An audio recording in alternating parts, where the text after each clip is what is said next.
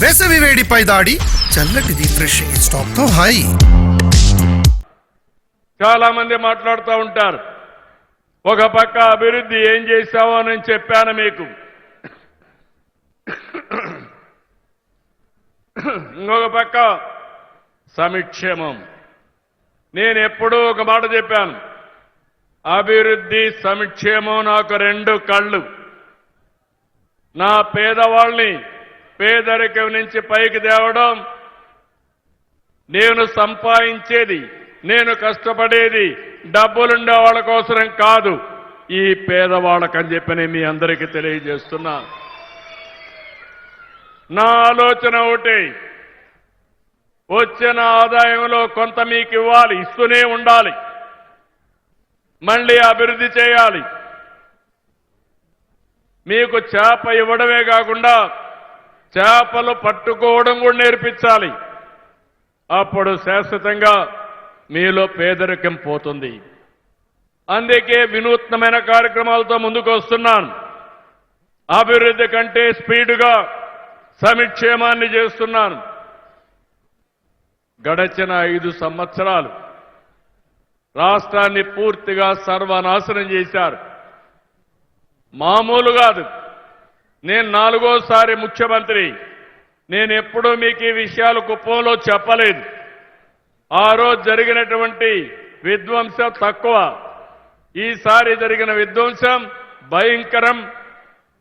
చాలా భయం వేస్తుంది తలుచుకుంటేనే.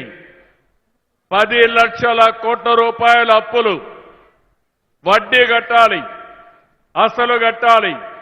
అప్పులు తెచ్చుకోవాలంటే వెసులుబాటు లేదు. ఇంకో పక్కన రాష్ట్రంలో అన్ని వ్యవస్థలు పడకేశాయి. వాళ్ళందరినీ సరిచేయాలి. కేంద్రం ఇచ్చిన డబ్బులు వేరే దానికి ఖర్చు పెట్టి దుర్వినియోగం చేసి కేంద్ర నిధులు కూడా తీసుకోలేని పరిస్థితి. అవన్నీ కూడా సరిచేసే పరిస్థితికి వచ్చాం. ఎన్ని కష్టాలున్నా అది నేను దిగమింగి నా ప్రజలు కష్టపడకూడదనే ఉద్దేశంతోనే సంక్షేమ కార్యక్రమాలు ముందుకు తీసుకుపోతున్నాను. ఈరోజు మీరు ఒక్కసారి చూస్తే, నిన్ననే పేదల సేవలో నిన్నంతా కూడా నేను కొవ్వూరు నియోజకవర్గానికి వెళ్ళాను.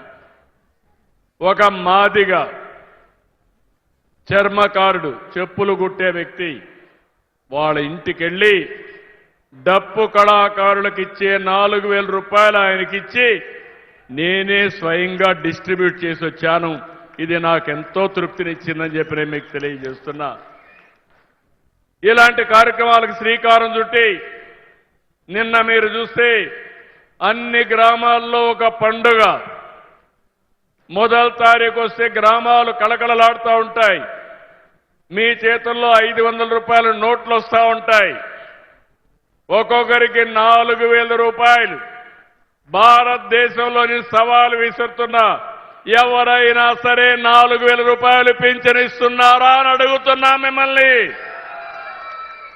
కొంతమంది తమిళనాడు పక్కనున్నారు, కొంతమంది కర్ణాటక పక్కనున్నారు. ఏం తమ్ముళ్ళు ఇస్తున్నారా? ఏమమ్మా ఇస్తున్నారా అని అడుగుతున్నా.